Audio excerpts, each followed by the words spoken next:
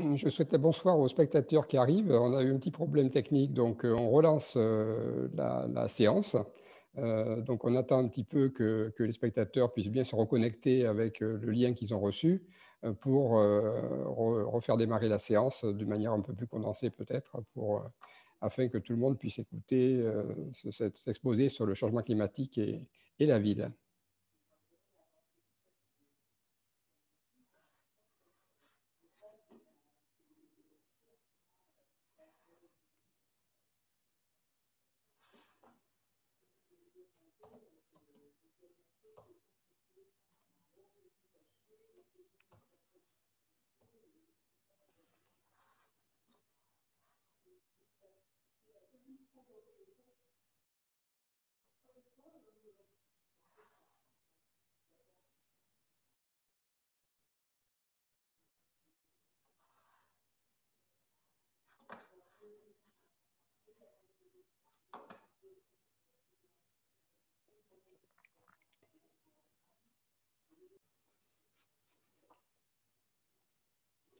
Bienvenue à ceux qui arrivent. Donc, nous passons un petit peu le temps que les spectateurs se reconnectent. Donc, je pense qu'on va démarrer dans quelques minutes la séance sur la transition écologique à Orléans Métropole.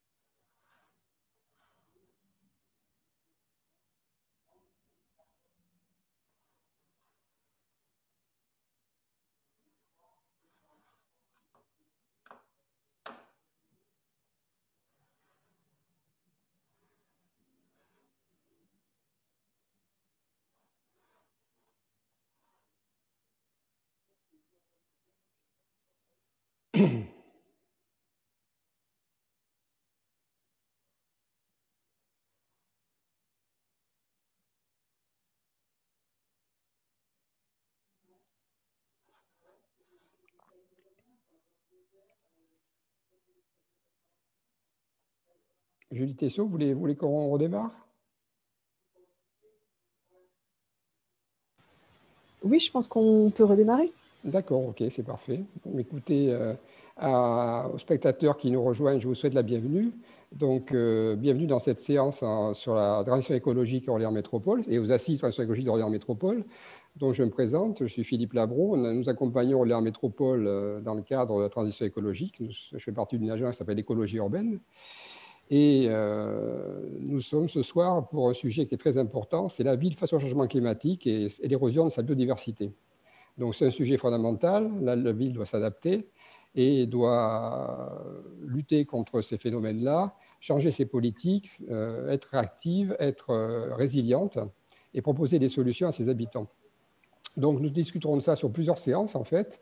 Il y aura une séance le 2 février sur la ville, sur la ville sur elle-même, le 9 février sur la ville facile à vivre et le 15 février sur comment renouveler les approches de la ville grâce à l'intelligence collective. Donc, cette soirée est enregistrée et pourra se regarder, bien sûr, en différé. Donc, ce soir, deux sujets qui sont vraiment des sujets fondamentaux pour l'avenir. Comment la ville réagit face au changement climatique et l'érosion de la biodiversité. Donc, on est en plein dans l'ère de l'anthropocène, c'est-à-dire le moment où l'homme a une influence forte sur la nature et arrive à dégrader, en fait, l'espace naturel. À titre d'exemple, on a perdu entre 70 et 2014 60% de la biodiversité des espèces végétales et animales sur notre planète. Et on a commencé à voir de manière très concrète les actions du réchauffement climatique sur notre vie quotidienne, avec les phénomènes que vous avez pu tout voir, les canicules, les risques maximaux dus aux inondations, la sécheresse, dus aux précipitations totalement normales et qui se passent hors saison, les incendies de forêt qui dégradent notre environnement et qui sont des éléments de pollution au CO2 très forts. Donc on est vraiment dans cette ère-là. Alors, ce soir, c'est un peu interactif. Vous pouvez poser des questions dans la rubrique questions-réponses et nos invités y répondront. Alors, au niveau de nos invités, je salue Julie Tessot, qui est responsable du service environnement et développement durable à la direction de l'environnement et de la prévention des risques à Orléans Métropole, qui va intervenir, Chloé Michel, qui nous parlera de l'introduction du changement climatique et de l'érosion de la biodiversité et des urgences à venir, et Adrien Combe, qui nous fera un retour d'expérience sur 6 centres-villes qui ont réussi à mettre en place un dispositif de lutte contre l'îlot de chaleur par la végétalisation pour assurer un confort optimal à ses habitants. Et ensuite, on conclura avec Michael Lajeunesse, qui est envirobate, qui nous parlera plutôt des solutions, des solutions que le changement climatique peut favoriser à mettre en place au niveau des bâtiments, comment lutter contre l'inconfort dû à la chaleur et utiliser des matériaux plus naturels et biosourcés. Voilà, donc merci de votre attention. Je vais laisser la parole à Julie Tessiot pour un petit mot d'introduction en métropole. Julie Tessiot, je vous laisse la parole. Oui, bonjour à tous. Tout d'abord, toutes nos excuses pour le petit souci technique qui fait que ce webinaire est légèrement différé. La vidéo de ce soir est enregistrée, donc vous pourrez la retrouver sur la plateforme des assises. Elle sera mise en ligne. Donc je suis, comme l'a dit Monsieur Labrome, responsable du service environnement développement durable à la direction de l'environnement et de la prévention des risques d'Orléans Métropole.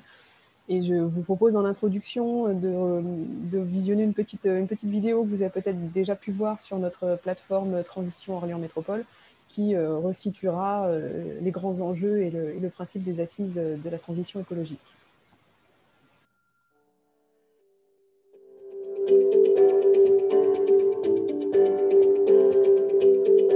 Les assises de la transition écologique à Orléans Métropole. Comprendre et participer. Les assises, c'est quoi? Face au dérèglement climatique et aux enjeux environnementaux qui nous impactent, les assises sont 4 mois d'échange et de partage pour relever collectivement le défi de la transition écologique du territoire d'Orléans Métropole. Elles offrent à chacun et chacune l'opportunité de mieux comprendre ensemble les enjeux de la transition, de s'exprimer et d'apporter sa contribution pour construire des solutions concrètes sur 9 thématiques. L'alimentation et l'agriculture, la rénovation énergétique, la réduction des déchets et l'économie circulaire, la biodiversité, la préservation de l'eau, l'intégration du risque inondation, le développement des énergies renouvelables, la mobilité et la ville durable. Habitants, habitantes, associations, collectifs, entreprises et élus, tout le monde a un rôle à jouer. Dès janvier, mettons en lumière ce qui marche. Explorons les possibles et créons des solutions concrètes pour agir ensemble. Comment ça marche? Vous souhaitez participer? Rien de plus simple. Rendez-vous sur transition.orléans-métropole.fr. Explorez les thèmes, postez vos idées ou vos découvertes. Parcourez l'agenda des assises et inscrivez-vous à nos webinaires, nos débats ludiques, nos visites guidées et nos conférences. Venez participer aux ateliers. Envie d'organiser une initiative? Un événement? Faites votre proposition, obtenez le label et bénéficiez d'une visibilité dans notre agenda et sur nos supports de communication. Agir ensemble, faire les bons choix, prendre en main notre avenir, voilà les défis des assises de la transition écologique. Rejoignez-nous dans cette aventure.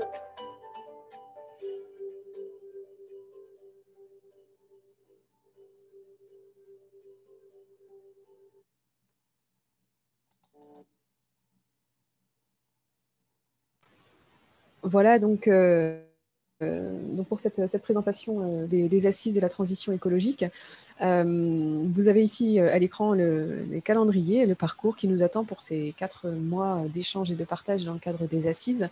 Une première phase dans laquelle nous sommes aujourd'hui et pour laquelle nous sommes rassemblés ce soir sur le thème de la vie durable. Une phase apprenante, une phase d'échange, d'apprentissage sur les différents thèmes de la transition, qui se déroulera donc jusqu'au mois de mars, et une seconde phase dans le cadre des assises, toujours une phase de construction pour explorer les solutions ensemble, pour construire ensemble, et tout ça dans l'objectif d'aboutir à une synthèse de ces propositions pour une restitution au courant mai 2021. Vous pouvez bien sûr continuer à suivre, à participer aux assises, aux différentes thématiques qui ont été exposées dans la vidéo, poster vos contributions, faire vos propositions sur le site internet de Transition orléans-métropole.fr. Merci, Julie Tessiot, pour ce témoignage. On voit bien dans votre action, Orléans Métropole, que la transition écologique se fait bien au niveau du territoire, c'est-à-dire que c'est par des politiques locales qui seront mises en place, on arrivera à faire la transition écologique parce qu'on a la proximité avec le citoyen et l'habitant. Et l'important, c'est de construire des solutions ensemble. Ça paraît fondamental. Je vais laisser la parole à présent à Chloé Michel, qui va nous présenter les grandes lignes en fait, de ce que c'est le changement climatique et qui va reparler de manière plus approfondie de l'érosion de la biodiversité et de ce que ça peut provoquer sur l'espèce humaine et sur l'ensemble de l'équilibre biologique de la planète. Je laisse la parole à Chloé. Merci Philippe et bonsoir à tout le monde. Merci de nous avoir rejoints. Donc effectivement, j'interviens en petite introduction ce soir pour vous parler de cette urgence climatique et des perspectives que nous avons. Donc, comme tu le disais Philippe, nous sommes dans une nouvelle ère géologique qui est nommée l'Anthropocène depuis le 19e siècle. Cette ère, elle se caractérise par l'impact déterminant des activités humaines sur la planète et aussi sur la pression considérable que nous avons sur les ressources naturelles. Donc, cette ère, elle va se caractériser par deux urgences dans nos vies. La première qui est le changement climatique qui va renvoyer au sujet du carbone et la seconde qui est l'effondrement de la biodiversité. Donc, si l'on s'intéresse à la première, le changement climatique et le carbone, on a une température moyenne globale sur Terre qui pourrait monter à plus 5 degrés d'après le 5e rapport du GIEC d'ici 2100. Donc, le GIEC, c'est le groupement d'experts intergouvernemental sur l'évolution du climat. Et cela, donc, si on ne réduit pas nos émissions de gaz à effet de serre. Donc, pour rappel, notre planète est entourée par l'atmosphère, qui est une couche de gaz indispensable pour respirer et aussi pour maintenir l'air à une température viable. Mais depuis le 19e siècle, la quantité des gaz augmente massivement, ce qui implique un réchauffement de cette atmosphère. Donc, les pressions humaines sont liées à la destruction massive des forêts, à l'élevage et à l'agriculture intensif, mais aussi à la combustion des énergies fossiles par les différentes activités humaines. Et cela a un impact fort dans nos villes. On le voit, donc des canicules prolongées, l'accentuation de l'îlot de chaleur urbain dont on parlera tout à l'heure, également l'augmentation du risque inondation, des tempêtes, etc. Donc, ce que je vous propose, c'est de regarder une autre petite vidéo pédagogique sur le changement climatique qui a été réalisée par l'association Cistude Nature et de revenir ensuite ensemble.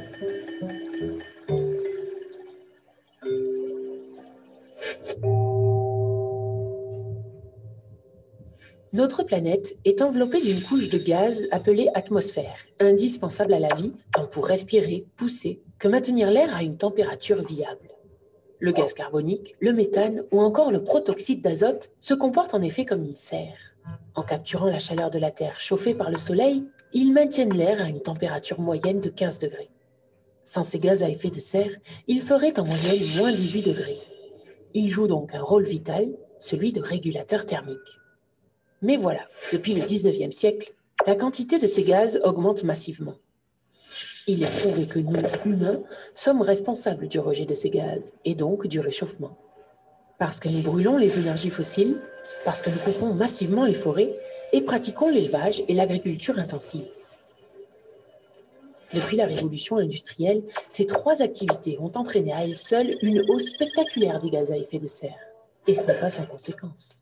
En 130 ans, la température moyenne de la Terre a déjà augmenté de presque 1 degré. Ce seul petit degré impacte dès à présent les océans, les banquises et les glaciers, et plus globalement la météo, avec son lot d'inondations, de sécheresses et un cycle de l'eau complètement bouleversé. Autant dire que nous assistons à une réaction en chaîne qui malheureusement ne va pas s'arrêter là. Les scientifiques ont envisagé plusieurs scénarios possibles sur l'évolution de nos émissions de gaz à effet de serre. Dans leur scénario le plus optimiste, celui où nous arrivons à réduire nos émissions, nous devrons quand même faire face à une augmentation de la température d'1 degré de plus à la fin du XXIe siècle. Mais si nous n'agissons pas, la planète pourrait se réchauffer beaucoup plus, jusqu'à 4,8 degrés. Dans tous les cas, il faut s'attendre à de grands changements. Il y aura plus de canicules et plus de sécheresse. Les glaces vont continuer de fondre. En 2100, le niveau de la mer aura augmenté de 26 cm à 1 mètre. Et ces océans vont encore se réchauffer et s'acidifier. N'oublions pas que le réchauffement climatique dégèle le permafrost, libérant ainsi de plus en plus de gaz carbonique et de méthane. Un cercle vicieux donc. Ces changements impactent déjà et impacteront encore les humains, mais aussi tous les êtres vivants.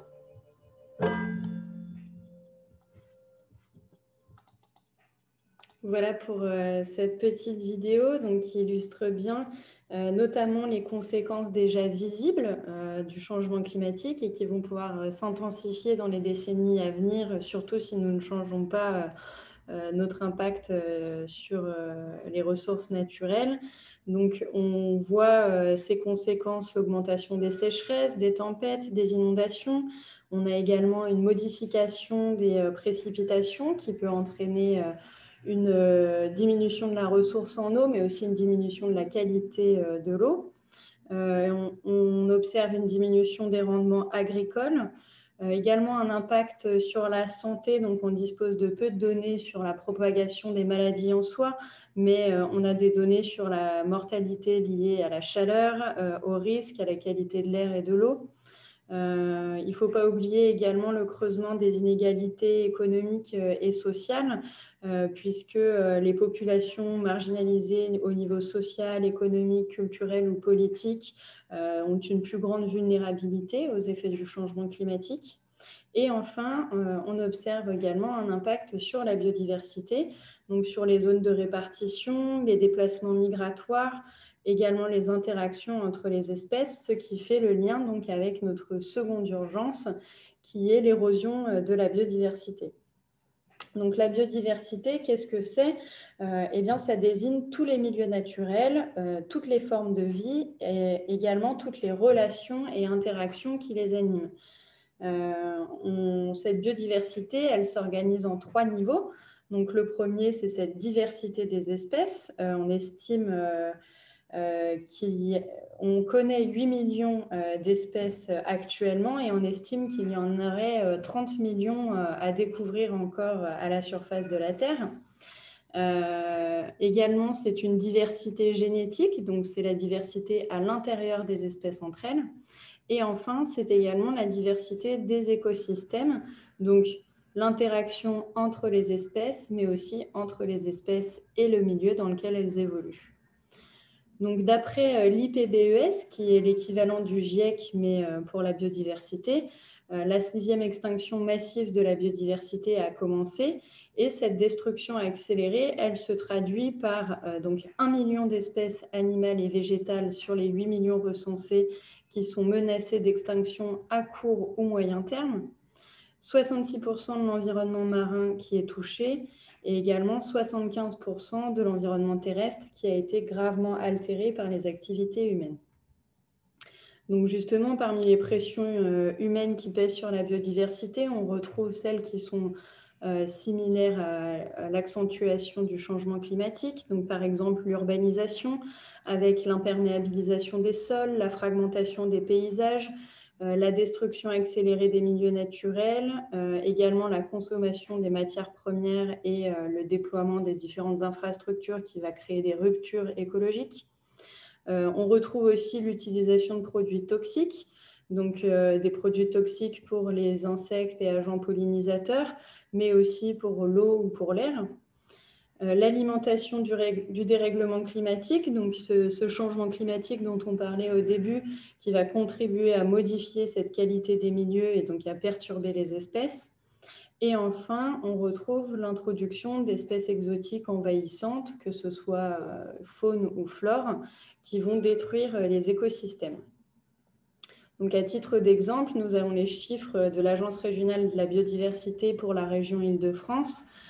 D'ici 2030, ce sera 1 million d'habitants supplémentaires qui est attendu, ce qui implique 21% du territoire urbanisé et 16% du territoire minéralisé en plus, et donc tous les impacts sur la biodiversité que ça implique.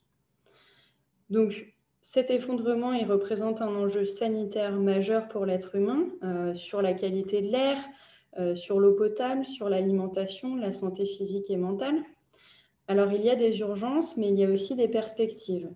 En effet, un des scénarios du GIEC envisage un réchauffement qui serait limité à 2 degrés d'ici 2100, ce qui réduirait considérablement le changement climatique et l'effondrement de la biodiversité et ses impacts sur l'humain.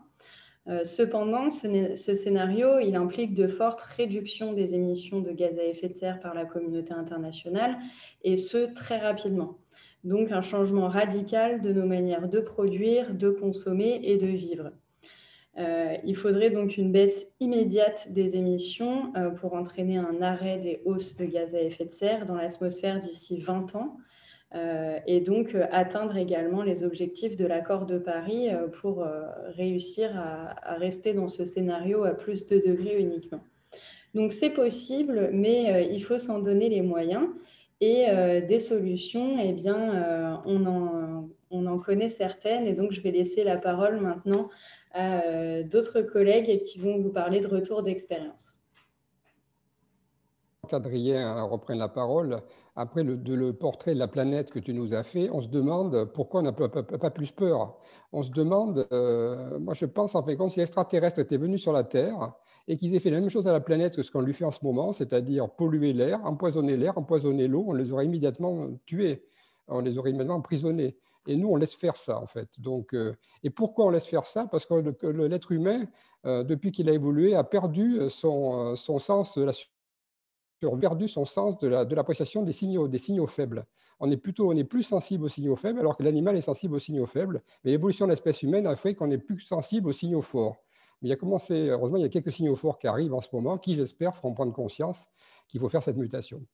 Alors, je vais laisser la parole à Adrien à présent pour parler du confort en ville et de quelque chose qui est très important pour ce qu'on appelle l'aménité urbaine, c'est-à-dire la façon dont on appréhende la vie en ville, la façon dont on se crée des espaces de convivialité dans une ville, la façon dont la ville est vécue par des rencontres, par des points en fin de compte de partage et des points sensibles qui permettent d'être bien dans la ville. Donc Adrien, je te laisse la parole pour parler en fin de compte d'un phénomène bien connu, c'est l'îlot de chaleur urbain. Oui, alors on va parler de l'îlot de chaleur urbain. Donc depuis tout à l'heure, donc là, Chloé et Philippe, ils ont annoncé qu'il y avait un certain nombre de risques qui pesaient donc, sur les espaces urbains et sur les activités humaines. L'îlot de chaleur urbain fait partie de ces risques-là, donc on va en parler un petit peu et on va faire un petit focus là-dessus.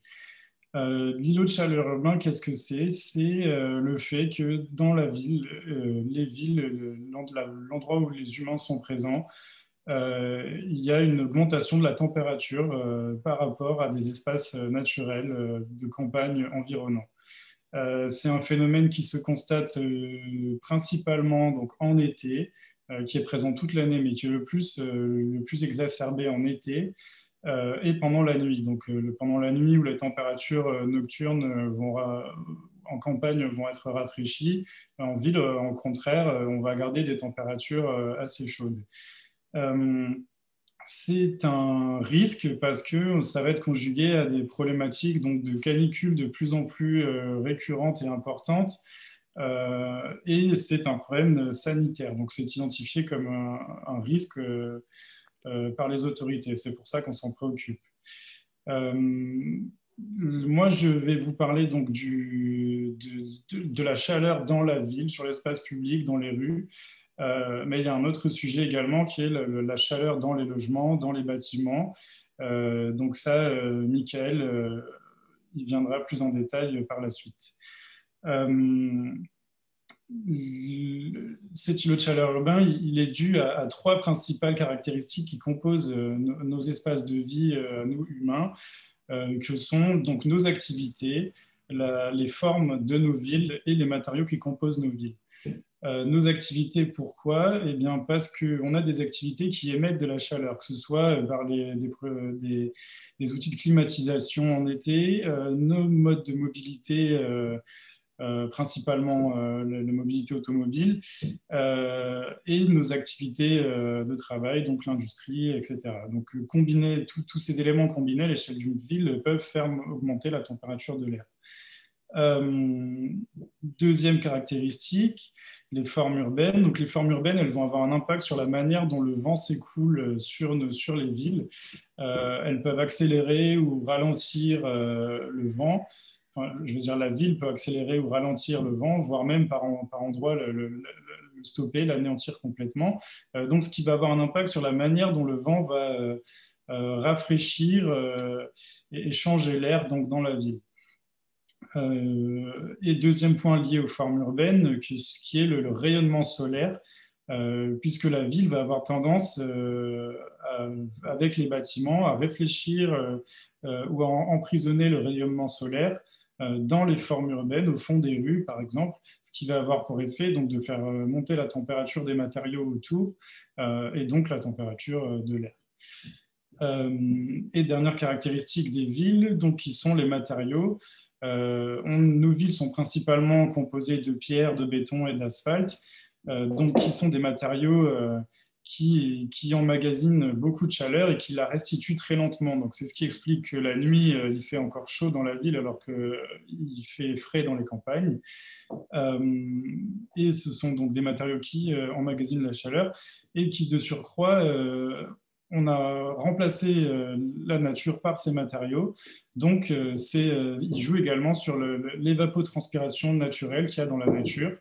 Les arbres qui rejettent de l'humidité, la terre qui emmagasine cette humidité, qui maintient une température assez fraîche. Donc, on a remplacé cette terre par des matériaux minéraux, donc ce qui fait que tous ces éléments font qu'on a en ville donc, des températures supérieures par rapport à la campagne. Je peux avancer, Chloé. Donc, c'est un phénomène qui peut s'identifier donc, à l'échelle d'une métropole. Donc là, comme on peut voir sur la carte de gauche, où on va avoir des différences de température importantes entre le centre-ville de Paris et les périphéries pavillonnaires, voire les forêts. Donc là, on est plutôt sur la grande échelle. On peut également noter donc, des différences de température, par exemple à l'échelle du quartier, ou quand on va noter l'influence sur la température d'une rivière dans un quartier, par exemple, ou autour de la rivière, 50 mètres, 100 mètres autour, on va commencer à sentir une baisse de la température. Et enfin, c'est un phénomène qu'on peut identifier très localement dans la ville. Donc là, comme sur les photos de droite, qui sont prises à 50 mètres d'intervalle, où on va noter une différence de température ou en tout cas d'ambiance thermique drastique entre ce parking complètement minéral en bas et puis cette place complètement ombragée avec une petite fontaine au fond en haut. Donc un petit exemple pour vous montrer comment est-ce que la ville en fait peut fonctionner donc avec cette chaleur. Dans nos travaux, à l'écologie urbaine, on a été amené à intervenir sur un certain nombre de villes dans le sud de la France, donc qui sont très concernées par ces problématiques de canicule et donc de montée des températures, mais qui sont également des villes qui sont adaptées depuis longtemps aux fortes chaleurs. Je vais vous parler rapidement de la forme urbaine méditerranéenne, qui est une forme urbaine qui est assez résiliente à la chaleur, puisqu'elle va permettre de se protéger face aux forts pics de chaleur. Elle ne va pas anéantir la chaleur, mais elle va se protéger par rapport aux forts pics. Donc, sa première caractéristique, c'est le fait que son cadastre, ses rues, c'est des rues très étroites et sinueuses, donc qui ne sont pas rectilignes ou géométriques et qui, du coup, vont permettre que ces rues soient très peu ensoleillées et donc que les matériaux donc, à l'intérieur de ces rues ne soient pas exposés au soleil et ne montent pas en température. Deuxième point de la ville méditerranéenne, c'est des villes qui ont su préserver du végétal en leur sein, notamment sur des places, un certain nombre de places, donc du végétal qui va à la fois apporter donc, de l'évapotranspiration et de l'ombre sur les espaces où ils sont implantés. Troisième point, c'est les matériaux. C'est des villes qui, malgré le fait qu'elles soient composées essentiellement de pierres, qui est un matériau qui va emmagasiner beaucoup la chaleur, ces pierres-là, elles sont très claires, donc elles vont réfléchir le rayonnement solaire tout de suite, assez rapidement, de manière à ce que ça évite à la pierre de monter en température. Et dernier point, c'est des villes qui ont su préserver quelques points d'eau ponctuellement, notamment avec des fontaines, de manière à... Bon, c'était peut-être pas le but en soi, mais aujourd'hui, ça contribue à maintenir une certaine fraîcheur atmosphérique dans les espaces où il y a ces fontaines.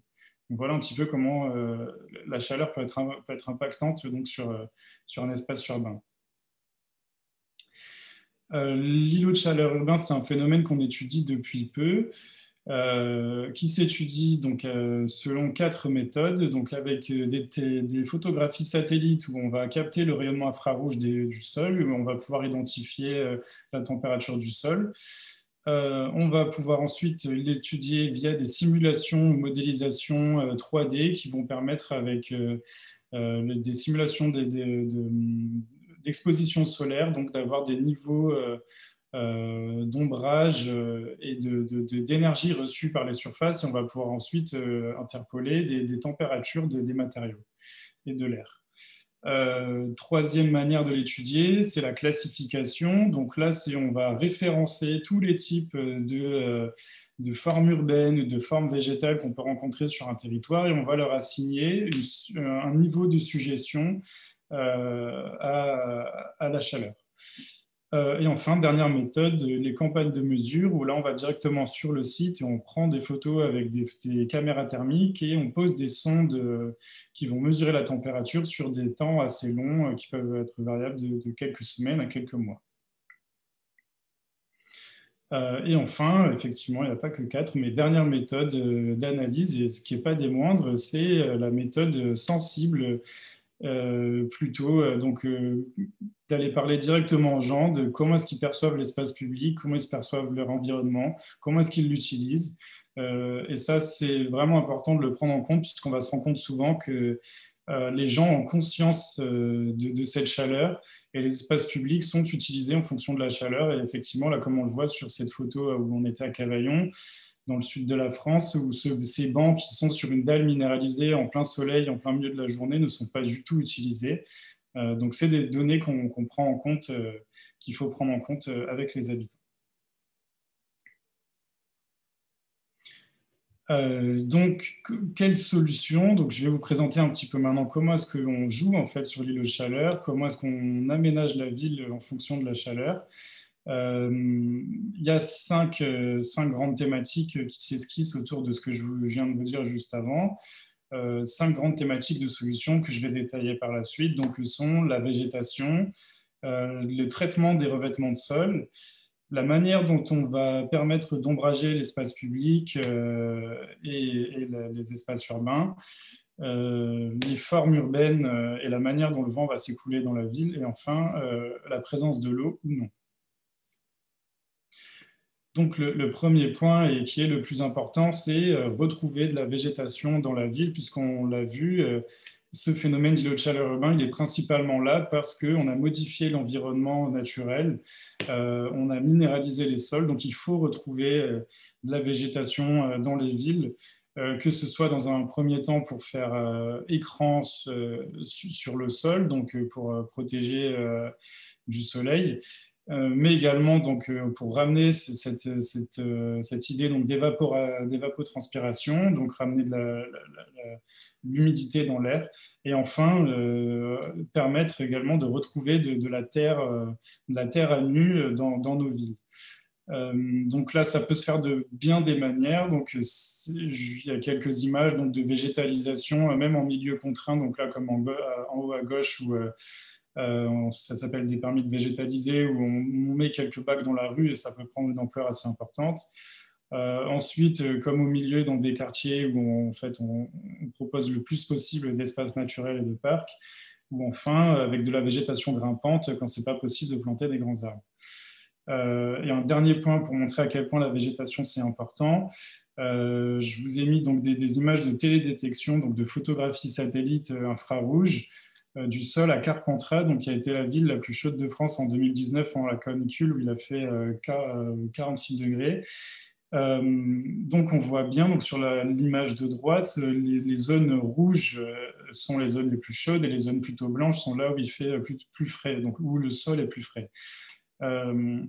Et donc effectivement, on se rend compte que par rapport à la photo satellite de gauche, les zones fraîches, elles sont complètement situées à l'endroit où il y a la rivière qui passe et où il y a encore des sols en terre. Et à contrario, les espaces qui sont complètement rouges, ce sont des espaces liés à des dalles de stationnement donc de supermarchés et de grandes emprises d'activité. Donc, deuxième thème sur les 5 donc, de solutions, travailler les revêtements de sol, donc retrouver de la perméabilité dans les sols, de manière à ce que l'eau puisse s'infiltrer, qu'elle puisse humidifier les sols et que ces sols puissent respirer, ramener de la fraîcheur dans l'atmosphère. Donc ça peut passer par beaucoup de manières. Donc là, on voit ces pavés enherbés à Montreuil. Cette image ensuite là d'enrobé qui a été découpée dans une cour d'école qui permet donc de garder le sol initial tout en retrouvant la terre en dessous. Ensuite, on peut travailler sur la couleur des matériaux de manière à ce qu'un enrobé noir n'absorbe pas la chaleur. On le peint d'une couleur plus claire et il va renvoyer la lumière. Il va monter moins vite en température. Et enfin, il faut faire attention quand on a des sols en terre, à la travailler de manière à ce qu'elle ne se tasse pas. Et donc, c'est le cas de la photo de droite en bas, où on a rajouté donc, des copeaux de bois sur la terre, de manière à ce que les enfants, donc c'est dans une cour d'école, ne viennent pas ne tassent pas trop la terre et qu'elles puissent continuer à jouer ce rôle donc, d'humidificateur de l'air. Troisième thématique de solution, la présence de l'eau. Il faut faire de la présence de l'eau dans l'espace public une force. Il ne faut pas en abuser, ça doit être un élément marquant de l'espace public, un élément fort. Mais si c'est là, il faut en utiliser à bon escient. Donc ça peut passer donc, par des espaces ludiques qui vont apporter une attractivité supplémentaire à un espace public, via des brumisateurs par exemple. Mais c'est une solution à arriver en dernier recours puisque ça consomme quand même de l'eau. Deuxième point, c'est le fait que quand on a des fontaines ou des jeux d'eau déjà présents, il faut absolument rapprocher ces éléments de la végétation de manière à combiner les effets rafraîchissants, donc à la fois de l'eau et de la végétation. Et puis, dernier point, c'est peut-être mieux gérer les eaux pluviales. Donc là, comme avec cette rivière sèche qu'on a dans une école maternelle à Paris, qui se remplit uniquement quand il pleut et donc qui permet d'amener des usages supplémentaires aux enfants dans la cour. Donc, quatrième thème de solution, la manière dont on va ombrager l'espace public, c'est quelque chose qui est assez facilement appréhendable. Il y a cette photo qu'on a prise quand on était à Cavaillon, donc en haut avec ce parasol. Donc les gens ont assez bien conscience de l'impact que peut avoir l'exposition au soleil donc sur la montée en température. Donc avec ce parasol, une personne qui essaye de se protéger, que je trouve assez amusante.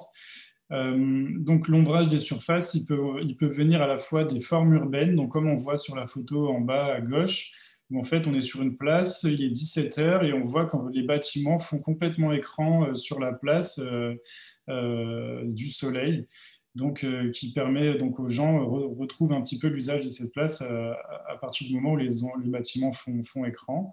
On peut rajouter des éléments d'ombrage sur l'espace public, donc via des solutions type de toile tendue qui sont de plus en plus courantes, qui sont des éléments très solides, qui peuvent être très solides et qui apportent un attrait supplémentaire à un espace public.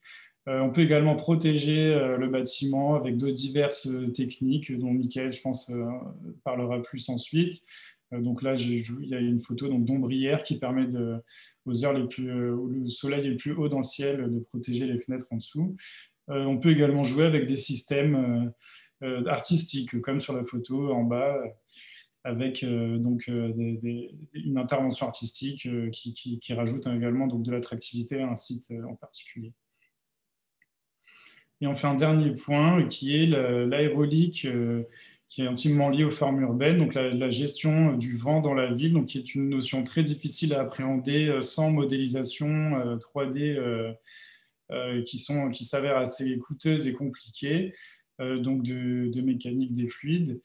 Et donc là, c'est plutôt une notion qu'on va gérer au moment de la création d'un quartier pour identifier des potentiels points d'accélération du vent ou de suppression du vent à certains endroits, de manière à ce qu'on ne se retrouve pas sur des phénomènes qu'on appelle canyons urbains, qui sont des espaces où les bâtiments sont trop hauts pour que le vent s'engouffre dedans. Mais ils sont assez élargis ils sont assez éloignés pour que la lumière y pénètre, et ce qui fait que le cœur de la rue va monter très vite en température. C'est un phénomène qui est assez bien identifié sur des villes américaines, par exemple, avec des gratte-ciel. Voilà. Ce n'est pas trop le cas en Europe, mais c'est un phénomène qu'il faut connaître. Voilà, je pense que j'ai terminé sur les lots de chaleur urbain. Je ne sais pas si j'ai trop... Merci, c'était parfait. Ça met en évidence en fait que le confort d'été est fondamental pour la ville. Et je reprends les propos de Michel Lussault, le géographe, qui dit en fin de compte, la ville, c'est pas compliqué, ce sont des bulles et des traits. En fin de compte, les bulles, c'est les espaces de confort que l'on se crée, soit dans son bureau, soit chez soi, ce que va dire Michael en suivant, comment faire du confort dans l'habitat. Et la ville relie tous ces points, en fin de compte. Il faut que quand on va franchir d'un point à un autre, on soit dans un confort. Donc le confort doit se trouver dans l'espace public. Et le confort d'été, l'espace public, si on ne l'a pas, il n'y a pas de commerce qui vit, toute la ville est morte. Et c'est fondamental d'avoir du confort chez soi et dans l'espace public. Je vais laisser Michael La Jeunesse pour en parler en fait compte du confort sur le bâtiment durable et quelles solutions. Allez-y. Merci Philippe. Du coup, je vais prendre la suite effectivement pour parler un peu des solutions à l'échelle du bâtiment, des enjeux et des solutions à l'échelle du bâtiment sur ces questions d'adaptation au changement climatique. On peut passer à la diapo suivante. On est à l'échelle du bâtiment face à des enjeux multiples. Un des premiers enjeux, on le voit depuis quelques années de manière plus importante avec les différentes canicules qu'on a pu vivre. Ce premier enjeu, c'est le confort d'été au sein des bâtiments, au sein de nos logements, au sein de nos bâtiments de bureaux où nous travaillons, et puis comment on peut faire pour limiter les surchauffes. Un autre enjeu, c'est évidemment la rénovation des bâtiments existants et leur adaptation à leur environnement, leur adaptation à ces changements climatiques, pour en faire des bâtiments qui restent vivables et sur lesquels on a des consommations d'énergie qui sont réduites. Diapo suivante. En premier lieu, on a des habitudes à remettre en question, des habitudes d'urbanisme, on l'a dit, et des habitudes de construction, de manière de construire et d'architecture. On a vu depuis un certain nombre d'années des bâtiments très vitrés poussés dans nos villes. La problématique, c'est que les vitres dans un bâtiment permettent au soleil et à la lumière de rentrer, mais également à la chaleur. Et du coup, on n'arrive absolument pas à maîtriser les apports solaires qui rentrent dans le bâtiment. C'est très bénéfique en hiver parce que ça nous permet peut-être d'économiser du chauffage. Mais dès qu'on arrive au printemps et encore plus en été, on va avoir des surchauffes systématiques de locaux avec des apports solaires qui ne sont absolument pas maîtrisés et qui rendent le bâtiment parfois absolument invivable. On peut passer à la diapo suivante. Et du coup, sur ces habitudes qu'on avait jusqu'à présent de vivre dans des bâtiments qui pouvaient surchauffer, on avait une solution qui était la climatisation. C'est une solution qu'on met encore en œuvre aujourd'hui. L'objectif, néanmoins, reste de limiter, de diminuer, voire d'abolir ces solutions-là en passant par d'autres solutions. Pourquoi la climatisation n'est pas la solution? Simplement parce que d'une part, on est face à une production de froid qui va engendrer une consommation énergétique importante et parfois beaucoup plus que la consommation énergétique qu'on aurait pour le chauffage du même bâtiment parce que le bâtiment a été mal conçu du point de vue d'aujourd'hui et du coup génère des surchauffes très importantes. La climatisation n'est pas la solution parce qu'elle va créer potentiellement un inconfort acoustique. Toutes ces unités extérieures de climatiseurs qui vont tourner en même temps en plein jour, la plupart du temps en plein été avec les fenêtres ouvertes, rendent aussi invivable le côté acoustique quand on vit au milieu de tout ça. On a évidemment avec la climatisation un impact sur l'effet de serre. Parce que chaque climatiseur va avoir à l'intérieur, pour son fonctionnement, la présence de gaz frigorigènes qui ont des pouvoirs de réchauffement global, c'est-à-dire des pouvoirs d'effet de serre beaucoup plus importants que le CO2. Et du coup, on a un impact qui est potentiellement très important. Puis enfin, une nuisance visuelle, ça c'est un petit clin d'œil avec la photo que j'ai mis sur la diapositive, mais simplement, ça peut être particulièrement moche. Du coup, la solution, effectivement, ce n'est pas d'interdire, mais de limiter. Face à ça, à ces deux constats, on a des solutions qui peuvent être simples et passives. En effet, depuis longtemps, on sait qu'il faut penser à la fois dans la construction et la rénovation des bâtiments au bioclimatisme, c'est-à-dire travailler le bâtiment pour qu'il puisse bénéficier et s'intégrer dans son environnement et bénéficier au maximum de tout ce qui peut être bénéfique pour son utilisation et sa vie, et être protégé lorsque c'est nécessaire. Sur l'image que vous avez en dessous, on illustre particulièrement le côté des apports solaires et de ce que ça peut donner, à la fois en été où on a un soleil qui est assez haut dans le ciel. Si on protège le bâtiment correctement et les espaces vitrés correctement, on va empêcher le soleil de rentrer.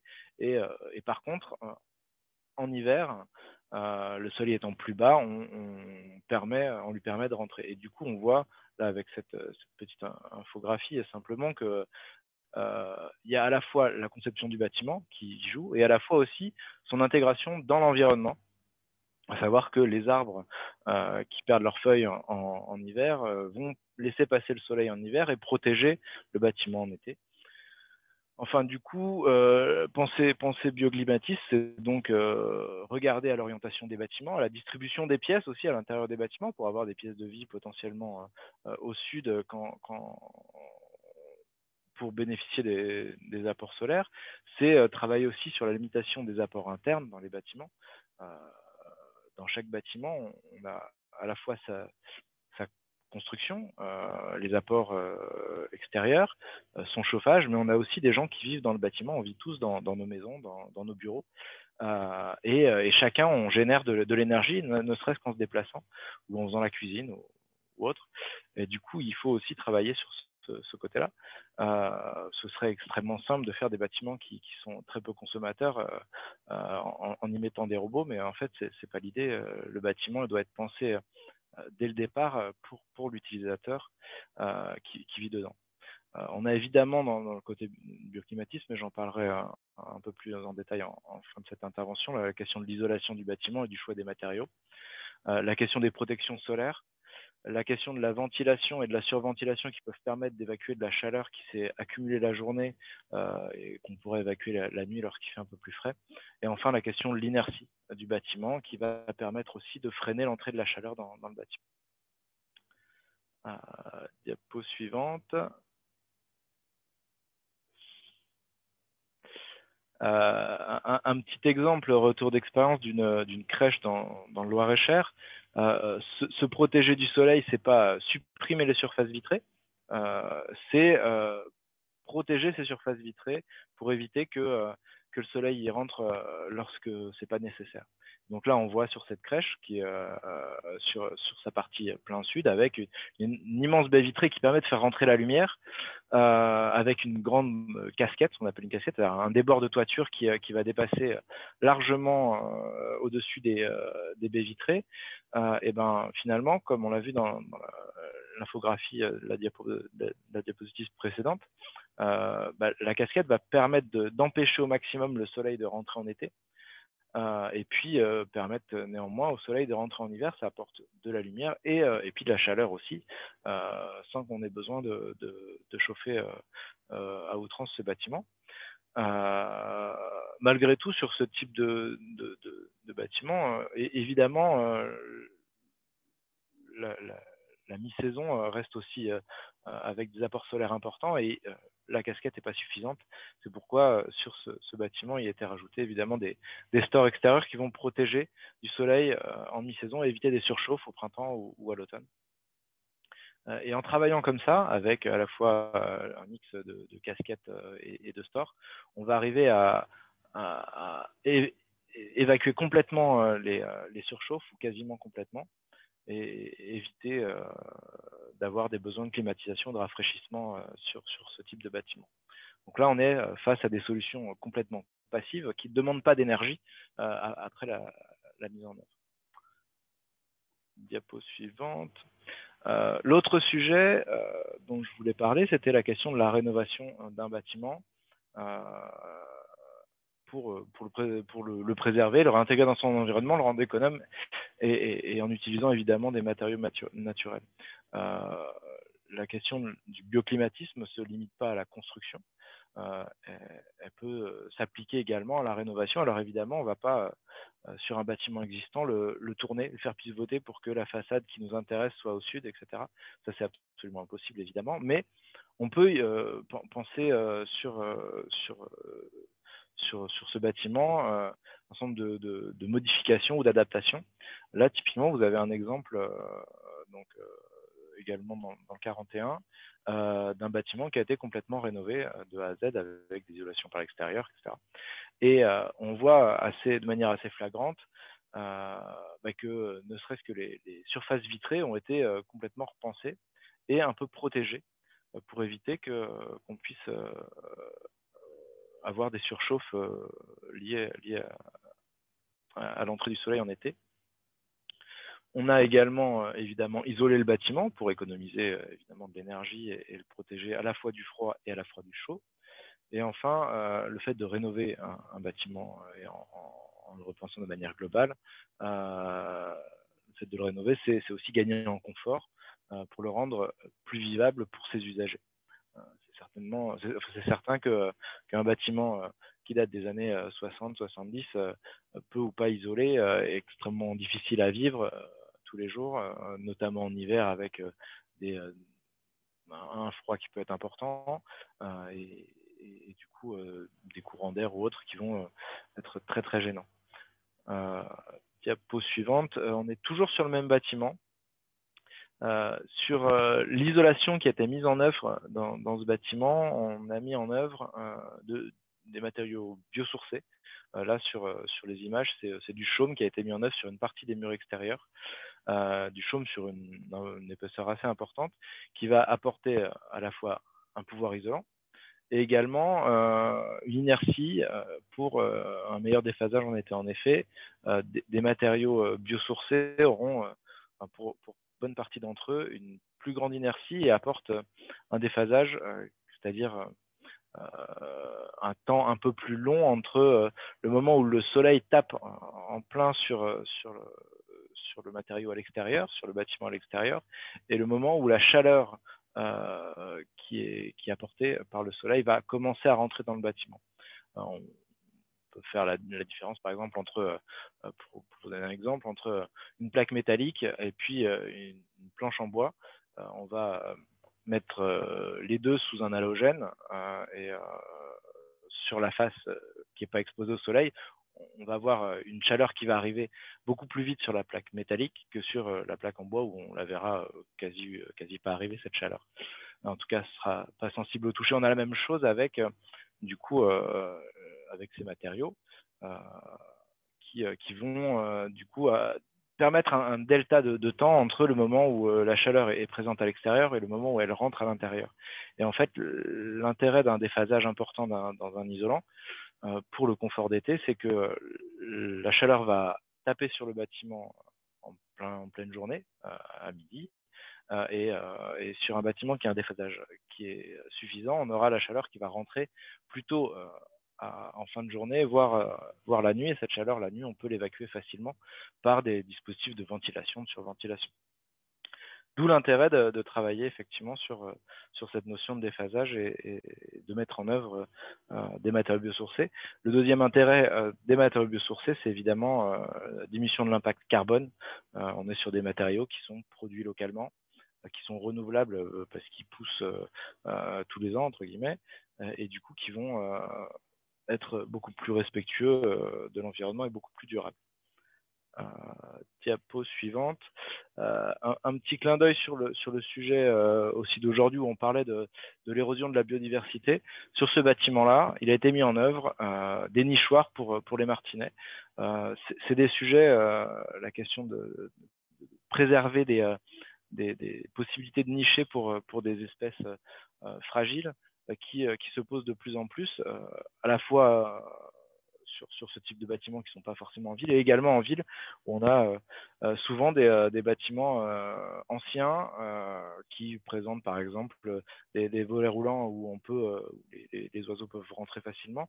Une fois qu'ils sont rénovés, on enlève un habitat pour parfois des colonies d'oiseaux, et également, je pense notamment aux martinets également sur sur une copropriété sur la métropole d'Orléans, où on a eu la question qui s'est posée et un gros travail qui a été mené sur ce sujet-là. Voilà, donc on peut aussi, sur la rénovation de bâtiments, travailler sur la question de la biodiversité, de la préservation de la biodiversité. Je crois que j'en ai fini. Merci de votre attention. Merci beaucoup, Michael. Ça clôture en fin de compte le cycle. Ce qu'on voit depuis le début en fait de notre séance de ce soir, c'est que on parle beaucoup de low-tech et on voit que les meilleures solutions sont certainement les solutions fondées sur la nature et tous les co-bénéfices qu'on peut en retirer. Donc je reprends une phrase de Léonard de Vinci qui dit « Regarde la nature, c'est là qu'est ton futur ».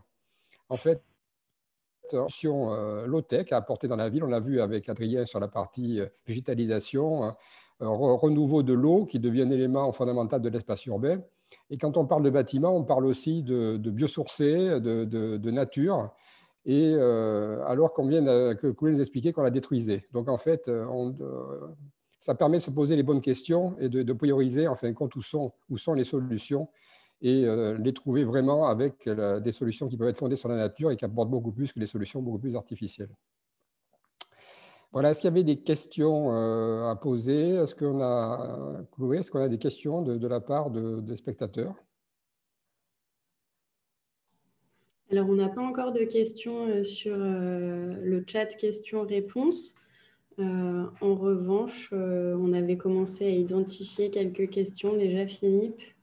Oui, donc on va poser une question en fin de compte à Adrien sur la problématique de la densité.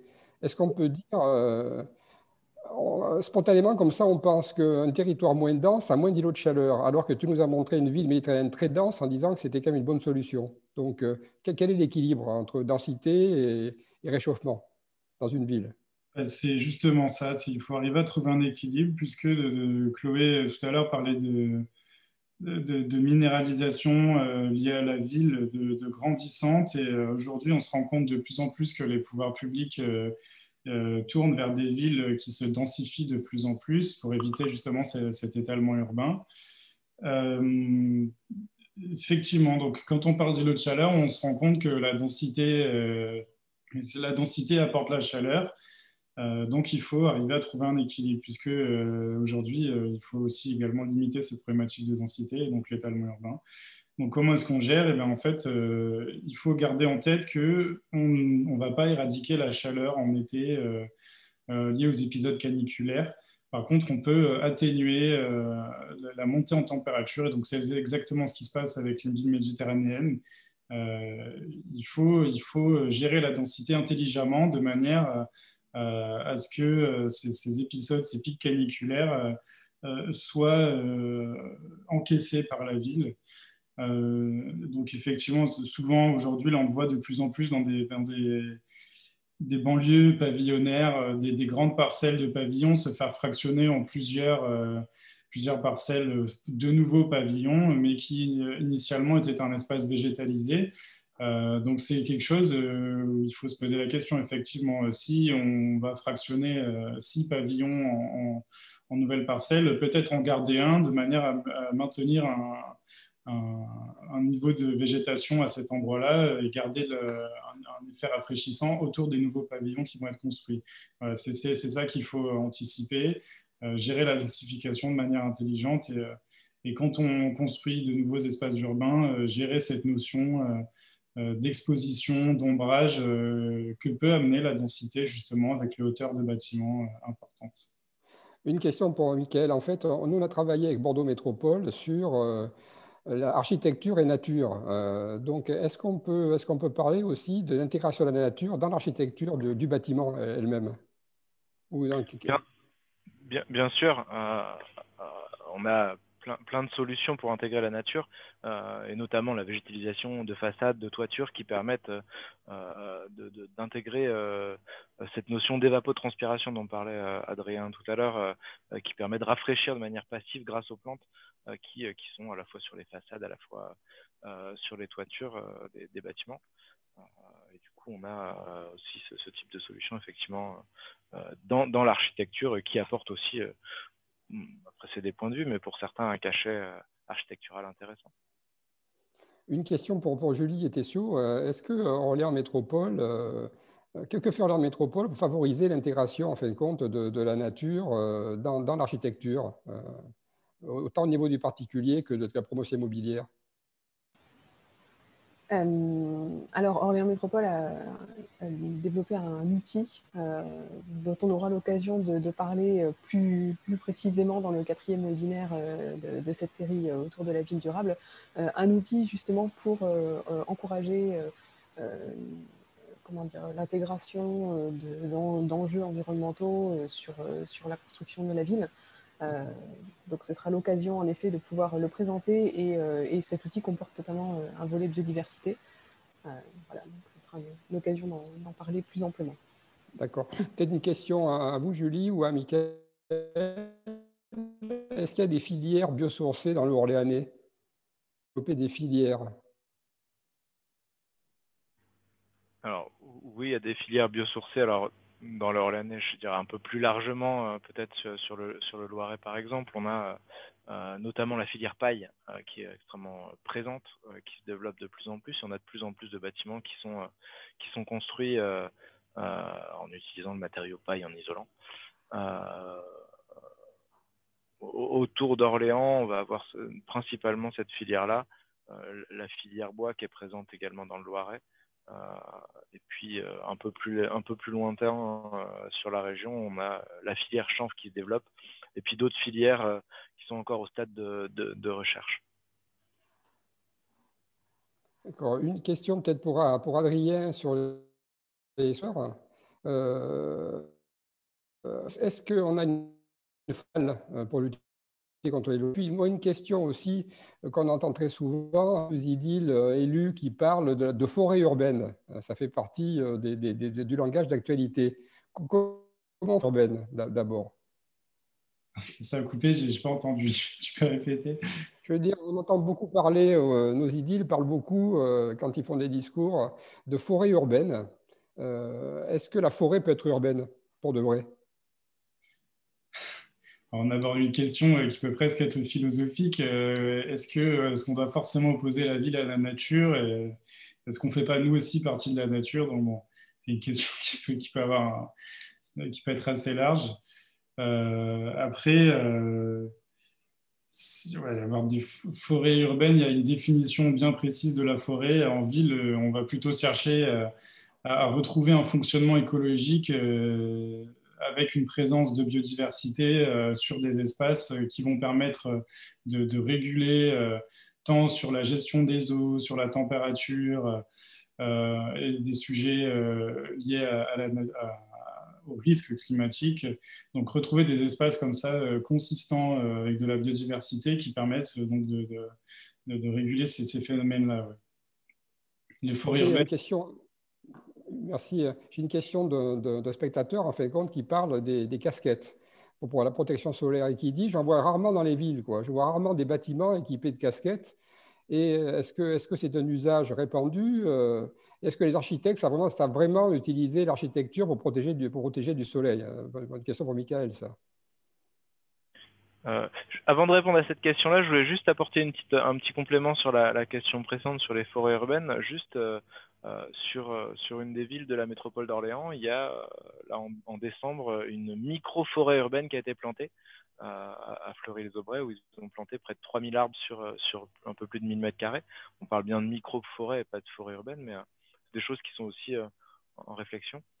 Du coup, pour répondre à la question sur les casquettes, on le voit effectivement assez peu en ville, mais c'est aussi parce que on ne cherchait pas à se protéger du soleil avant, et on cherche à s'en protéger beaucoup plus aujourd'hui. Et sur des bâtiments beaucoup plus récents, on verra qu'il y a des systèmes passifs pour se protéger du soleil. Alors si ce n'est pas des casquettes, parce qu'architecturalement ça ne passe pas, c'est des stores extérieurs, c'est des solutions qui permettent effectivement d'empêcher le soleil de rentrer. On a l'impression qu'on a passé des tas d'années à utiliser le high-tech avec la clim pour se protéger du soleil et qu'à présent, quand même, il y a une prise de conscience qui fait qu'on revient vers des solutions classiques sur l'inertie, sur la protection solaire, sur des stores orientables. Est-ce que ça, vous le voyez bien dans les projets d'architecture, Mickaël, que ça évolue quand même positivement? Absolument. Et puis on est face à un constat qui est que il y a 30 ans ou 40 ans, l'énergie, on pouvait la consommer sans se poser réellement de questions. Aujourd'hui, on se pose la question pour tout kilowattheure qu'on va consommer. Et du coup, on voit de plus en plus des questions qui sont réellement centrales sur les projets, sur ces sujets-là. Et on voit également des notions de frugalité dans le bâtiment qui émergent depuis quelques années. Pour bâtir des bâtiments, enfin construire des bâtiments qui sont frugaux à la fois dans leur construction, à la fois dans leur utilisation de l'énergie, dans leur consommation, et puis dans l'utilisation qu'on peut en faire derrière. C'est-à-dire qu'ils vont consommer peu, ils vont être peu gourmands en énergie, peu gourmands en ressources, et ils vont permettre d'être durables à la fois pour leur propre vie, entre guillemets, si je peux dire, et puis également durables pour la planète. Merci. Julie Tessiot, vous voulez conclure peut-être cette séance ou dire un petit mot de conclusion en tous les cas? Oui, effectivement, si on n'a plus de questions de la part de nos participants, je remercie tous nos participants d'être là ce soir, ainsi que les différents intervenants qui nous ont illustré ce sujet de la ville face au changement climatique. Et puis je vais vous laisser, Monsieur Labro, du coup, conclure et puis peut-être rappeler les prochaines échéances et dates dans le cadre de ces assises de la ville durable. Tout à fait. Écoutez, donc les prochaines échéances, on va se les rappeler. Le mardi 2 février, ça sera construire la ville sur elle-même. Ça veut dire lutter contre l'étalement urbain, ce qu'on appelle le zéro artificialisation nette. C'est comment construire de l'espace habité sans pour cela manger des terres agricoles. Donc ça, c'est des choses importantes. Ensuite, on a le 9 février avec la ville facile à vivre. On a vu la ville qui doit être un élément de confort pour favoriser le transport, le franchissement, les interstices entre les espaces. Comment on fait les espaces publics aux usages partagés et adoucis, ça c'est important. Et le 16 février, ça sera une soirée sur l'intelligence collective. Comment on bâtit la ville ensemble, en fait. Comment on bâtit la ville avec les habitants et comment on la construit d'une manière participative. Donc voilà les séances que l'on va retrouver dans les différents jours qui vont arriver. Et vous retrouvez ça bien sûr sur le site qu'on vous mettra, balade urbaine à retrouver sur le site transitionorléansmétropole.fr où il y aura toutes les informations sur ce cycle d'informations sur la transition écologique et la ville durable organisée par Orléans Métropole. Voilà ce qui me concerne. Je vous remercie de votre attention. Et merci à tous les intervenants, Michael, Julie Tessiot, Adrien Combe, Chloé Michel. Et merci aux spectateurs qui, malgré ce petit problème de démarrage, étaient là et étaient attentifs et curieux pour poser des questions. Je vous souhaite, en ce qui me concerne, une très bonne soirée et on est ravis de vous retrouver dans une prochaine étape de Agissons ensemble avec Orléans Métropole. Bonne soirée à tous. Merci. Merci, bonne soirée. Bonne soirée, merci.